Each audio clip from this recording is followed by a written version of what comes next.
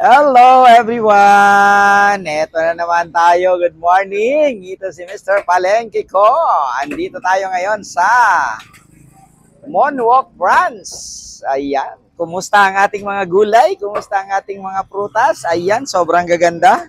Fresh na fresh everyday. Talaga naman sa palengke ko, lahat po ng gulay at prutas everyday ay laging bago. Ayan. Ano ba yung presyo ng ating mga gulay? Ang ating pong mga lettuce is medyo mababa na siya. Only 120 pesos per kilo. Yung ating lemon is nananatili pa rin siya sa 30 ang kilo. At ang talong na naman ang talagang tumaas, pati ampalaya. Ang ating ampalaya po ay medyo tumaas ang presyo, pati yung ating talong. Ang sitaw naman medyo bumaba ng konti. Dati 45 ito kahapon, ngayon ito ay 40 na lang ang kilo. Ang kamatis, talagang nananatiling nangangamatis talaga sa mahal ang presyo. Medyo may kataasan, yung ating mga talbos, sobrang gaganda. Ayan. Ang medyo mura lang pong gulay ngayon ay ang ating pechay bagyo. Ayan, may kababaang loob siya. At yung ating repolyo. Yung ating pong mga sibuyas, ang kalamansi medyo mababa. Pag mahal ang kamatis, ang kalamansi mura. Pag mahal ang kalamansi, kamatis mura. Ganun po yan. Lagi nagpapalitan lang yan. No? Yan, ito na. Nagdadatingan na yung ating mga suki. Ito. Ayan.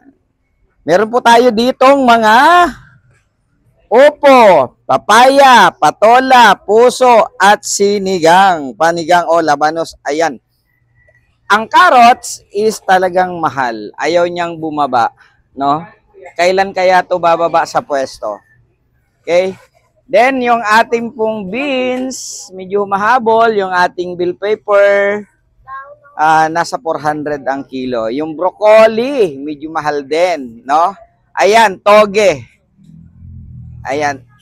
25 pesos lang po. 25 ba ito, toge? Ayan, yung broccoli, ganun din. Yung ating pong mga leeks, ang kinchay ang talagang mahal. Mahal po ang kinchay ngayon. Kinchay, yan, 35 lang yan ate, tatlo 100. 35 pesos isa, pag tatlo 100. Ayan. Pati ito na, napahalo. Sorry, ma'am. Oh. Ayo, dito po 'yan. Halata naman kasi iba ang size. Wow, ayan. Oh. Ito po yung maganda dito sa palengke ko, kasi meron po kaming isang branch nandun po sa Bikutan Market, no? Dito rin po sa Parañaque. At kami po ay nag-a-accept ng mga online order. Marami po kaming dinideliveran everyday na regular na namin na sila po ay namamalingki through online. Pwede nyo pong i-message lang po doon sa, mag-PM lang kayo doon sa aming website at saka or sa aming page na Palengke Ko, Best Online Market. Andun po. Pwede po kayo doon mag-order, PM nyo lang, then di-deliver namin. At the same time, nag-accept po kami ng mga affiliate na walang mga magawa at gusto pong magbenta ng palengke. Pwede po kayong maging affiliate namin, magpa-order kayo, mag-post kayo, post nyo yung mga, yung store namin, magpa-order kayo, kami magdi-deliver, kami po yung mag-prepare, then mangungumisyon na lang po kayo. Ganun po. Then pwede po kayong magpasabay. Kung ano man po yung mga gusto nyong ipabili tulad ng karne, manok, isda at kung ano-ano pa na mga matatagpuan sa palengke. Meron din po kaming mga itlog, kadi-deliver lang, fresh na fresh from the farm. Then meron din po kaming meron kaming buko, uling, halos lahat na po kompleto. Okay?